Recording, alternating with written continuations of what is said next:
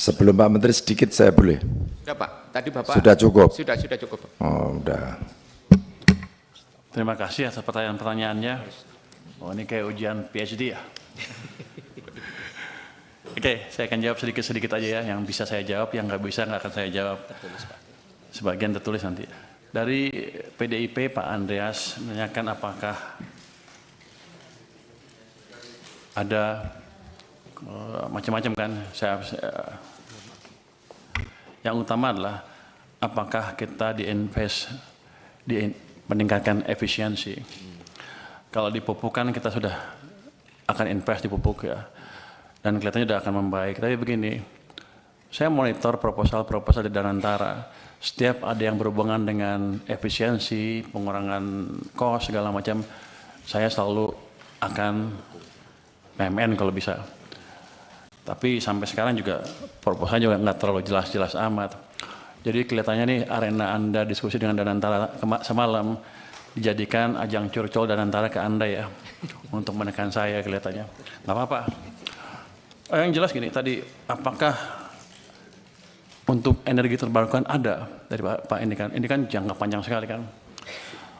Kebetulan saya beberapa minggu terakhir rapat dengan Pak Presiden dan Menteri SDM, ada desain untuk membuat PLTS menggantikan listrik yang ada sekarang.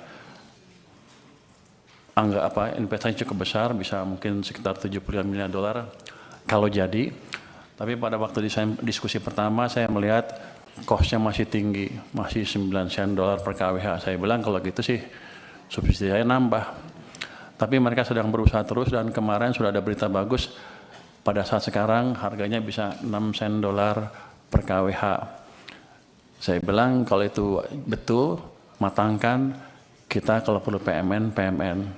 Karena pada akhirnya akan hilang itu subsidi yang terlalu besar untuk listrik. Jadi kita nggak diam aja. Tadi Pak siapa lagi ya? Yang nanya tentang energi baru terbarukan. Jadi saya Pak Primus ya. Jadi saya selalu amatin semua proposal yang beredar di kementerian itu, setiap termasuk Danantara ya. Setiap ada yang bisa mengurangi biaya, kami akan ini secepatnya.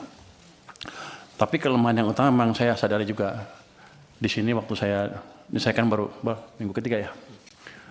Yang nggak tahu semuanya sekaligus kan.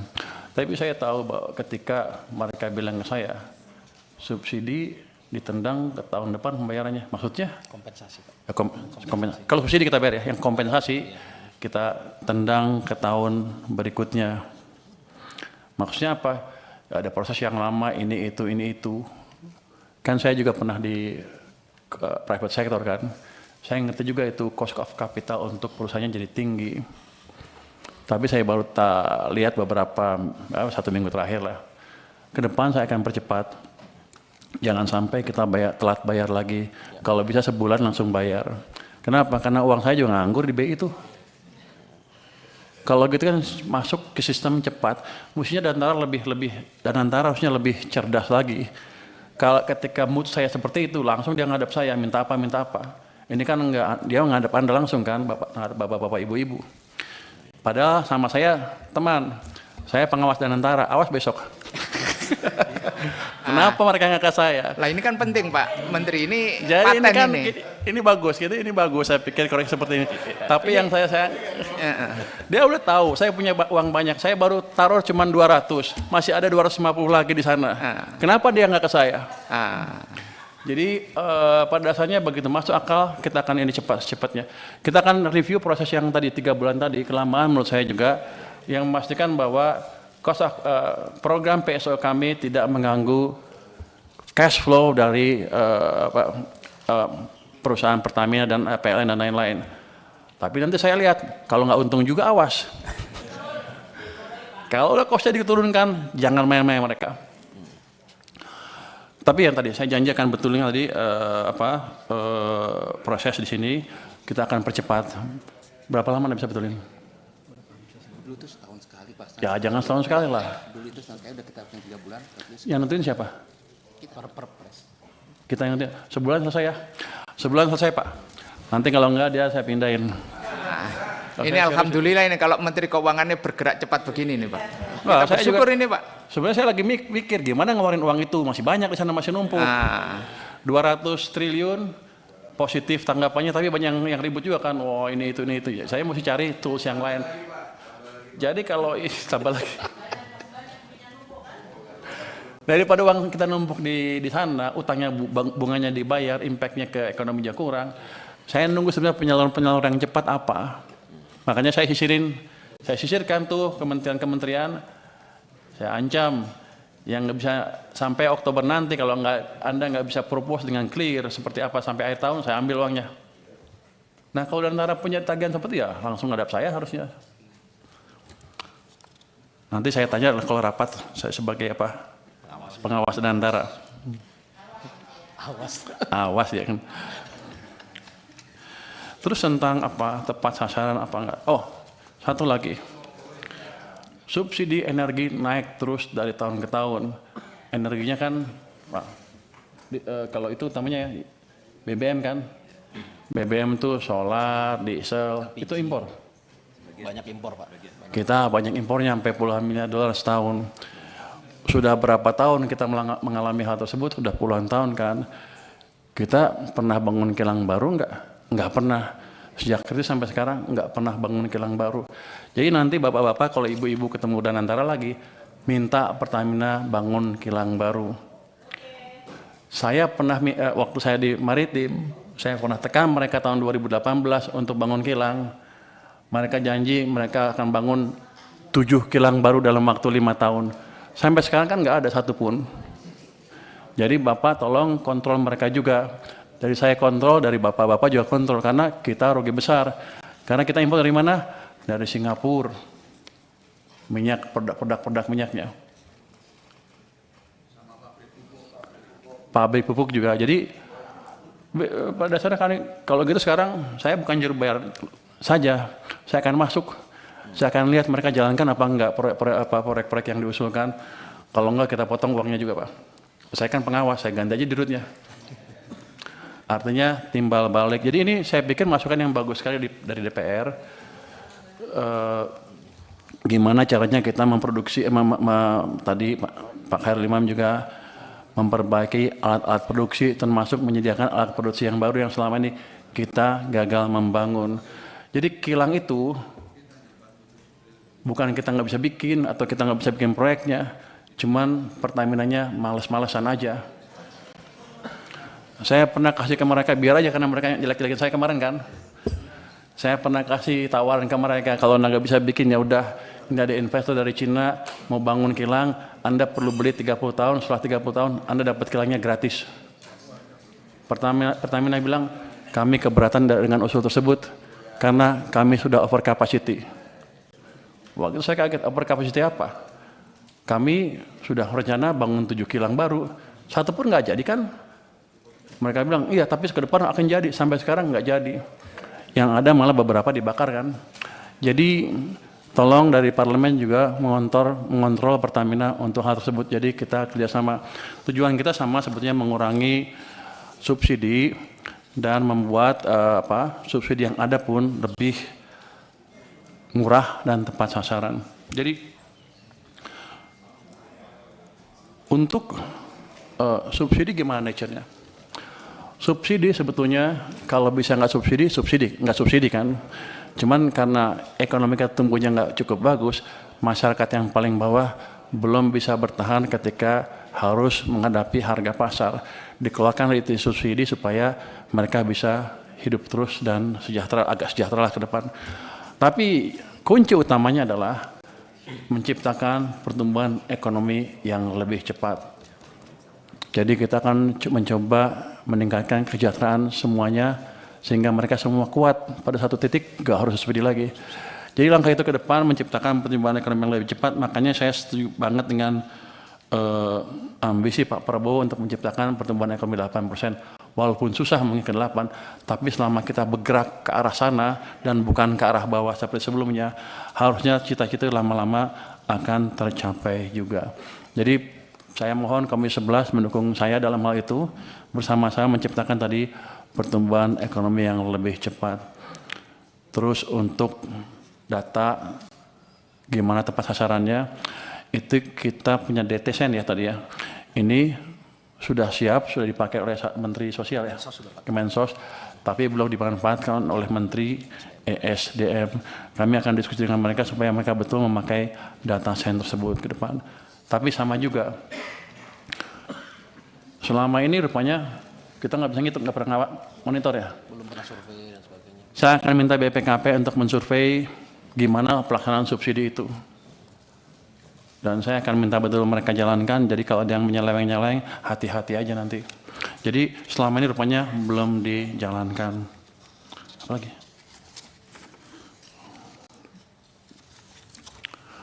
Jadi gini Pak Mawan Cikasan, dengan tadi perubahan peraturan tadi dalam waktu sebulan ya,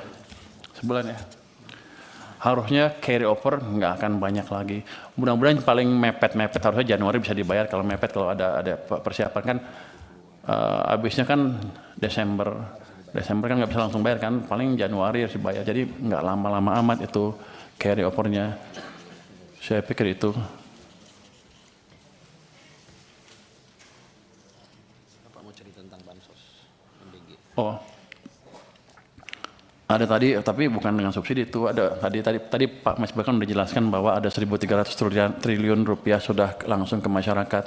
Jadi subsidi seolah berkurang tuh nggak berkurang betul sebetulnya. Ada program-program pemerintah langsung yang langsung menunjang kehidupan masyarakat. Ini tahun 2026 ini kuartal. Subsidi kompensasi energi belum sebenarnya tepat sasaran. Ini ada bansos 137,5 triliun, ada MBG 335 triliun, ada subsidi kompensasi energi 429,4 triliun. Jadi selain subsidi itu, let's say, yang itu jangan hitung lagi kompensasi ya. Jadi ada 130 dan 335 triliun yang langsung disampaikan ke masyarakat. Nanti itu kalau yang atas tadi memang kurang, kita akan bisa tambah sesuai dengan kebutuhan. Jadi kami tidak pernah merupakan beban yang dihadapi oleh masyarakat, utamanya ketika ekonominya sulit seperti kemarin. Mudah-mudahan ke depan semuanya bisa membaik lagi. Saya mohon dukungan dari Komisi 11 agar betul-betul fiskal kami betul-betul bisa menjadi shock absorber yang efektif ketika ekonomi sedang turun. Saya harus menjelaskan apa itu shock absorber. Kira-kira seperti countercyclical. Kalau ekonomi lagi bagus ya mungkin masyarakat punya uang banyak, ya nggak apa-apa, belanja sendiri. Tapi kalau ekonomi sedang turun, pasti kan banyak pengangguran. Semua masyarakat akan terkena, yang atas sampai yang bawah ketika ekonomi turun. Tapi yang paling menderita adalah yang bawah. Ya kami perkuat subsidi atau dana bantuan untuk orang miskin dan lain-lain, termasuk menjaga tadi supaya misalnya harga BBM di pasar nggak naik terlalu tinggi, supaya ekonominya bisa tahan. Dan kalau sudah recover atau global kondisi membaik sehingga harga minyak nggak terlalu tinggi, baru kami sesuaikan lagi harganya. Jadi shock absorber kami adalah tadi countercyclical. Ketika ekonomi lambat, kami kasih stimulus lebih. Tapi ketika ekonomi tumbuh terlalu cepat atau cepat, kami kurangi stimulusnya. Itu mungkin jawaban singkat dari kami, Pak. Terima kasih. Wassalamualaikum warahmatullahi wabarakatuh. Waalaikumsalam warahmatullahi wabarakatuh. Tadi paper terakhir menarik Pak datanya. Ada 901 triliun subsidi dan bantuan sosial yang dialokasikan di APBN kita untuk masyarakat. 901 triliun. Dan itu pesan yang sangat kuat, kehadiran negara untuk masyarakat. Itu juga berkas bimbingan Komisi 11 juga sehingga kita bisa menyalurkan sebesar itu. Kalau dukungan nggak usah diragukan, Pak. Iya. Kita akan selalu memberikan penguatan, dukungan selama itu untuk kepentingan masyarakat, dan selama ini pemerintah selalu hadir untuk rakyatnya, Pak. Terima kasih Pak. Mohon dukungannya terus Pak. Kita sudah mendengarkan jawaban dan penjelasan Menteri Keuangan. Kita masuk ke tahapan berikutnya, yaitu rancangan kesimpulan.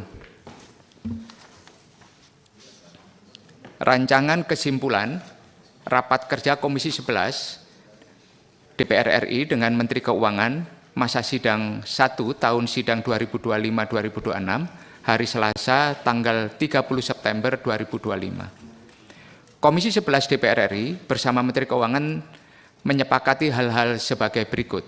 1. Komisi 11 DPR RI telah memperoleh penjelasan dari Menteri Keuangan mengenai realisasi subsidi dan kompensasi pada APBN 2025. 2. Kementerian Keuangan memastikan tata kelola subsidi dan kompensasi dilaksanakan dengan efektif, efisien, dan tepat sasaran, tepat guna, dan berkeadilan yang diimplementasikan berbasis data tunggal sosial ekonomi nasional (DTSEN) yang akurat dan sahih melalui koordinasi kementerian atau lembaga. 3. Kementerian Keuangan memperkuat tata kelola dalam melakukan akselerasi pembayaran realisasi subsidi dan kompensasi yang sudah dialokasikan di APBN 2025. 4. Kementerian Keuangan mempertajam pelaksanaan kebijakan subsidi dan kompensasi dengan meningkatkan kinerja BUMN penyalur subsidi dan kompensasi supaya tepat sasaran yang ditunjukkan dengan meningkatkan kualitas barang dan pelayanan bagi masyarakat. 3. Yang terakhir ini adalah normatif, yaitu mengenai jawaban yang belum terjawab untuk dijawab secara tertulis. Ketua, interupsi. Tadi yang statement Pak Menteri soal 1 bulan nggak ada masuk dalam situ. Supaya jangan cuma omon-omon. Ya. Mesti masuk dalam kesimpulan, karena itu statement sudah berulang kali disampaikan oleh Pak Menteri bahwa nyatakan, tapi saya akan kerjakan 1 bulan. Oke. Dia bertanggung jawab untuk itu. oh ya, kalau gitu masukin dalam kesimpulan. Ya, masuk dalam kesimpulan. Ini. Di atas. Kesimpulan yang nomor 2 kalau begitu. Nomor 2, Nomor 2 aja. Karena itu penguatan komitmen ini pemerintah. Kementerian Keuangan. Menteri Keuangan akan mengeluarkan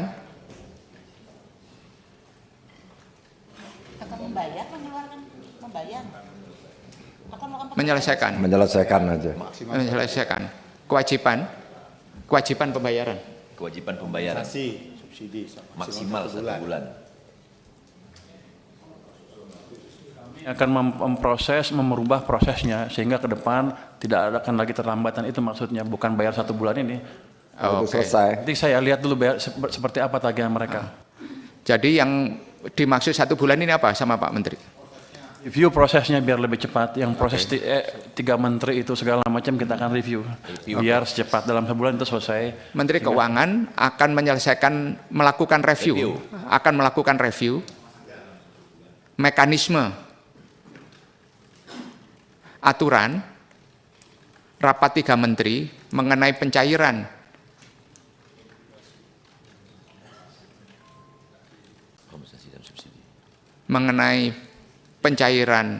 Izin Pak Ketua, izin. Sebentar ini Bu, sebentar Bu.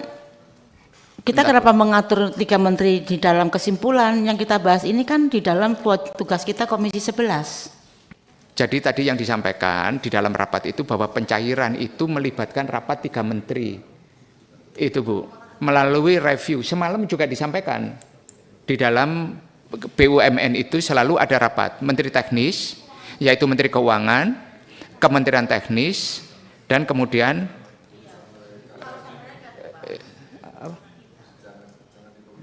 apa?